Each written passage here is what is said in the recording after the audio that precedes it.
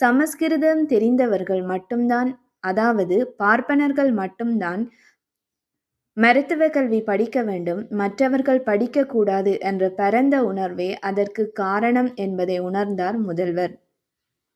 அதனால் சமஸ்கிருதத்தை தகுதி தேர்விலிருந்து நீக்குகிறார். முதல்வரின் முடிவுக்கு எதிர்ப்பு வருகிறது. மருத்துவத் துறையின் தகுதி, திறமை போய்விடும் என்கிற கூப்பாடு எழுகிறது. அதை புறந்தள்ளுகிறார் முதல்வர். அதன் பிறகு பிற்படுத்தப்பட்டவர்கள், தாழ்த்தப்பட்டவர்கள், முஸ்லிம்கள், கிறிஸ்தவர்கள் என அதிக பேர் மருத்துவ கல்வி படிக்கிறார்கள். இன்று இந்தியாவிலேயே மிகச் சிறந்த மருத்துவர்களை கொண்ட ஊர் என்ற பெயரை பெற்றிருக்கிறது சென்னை.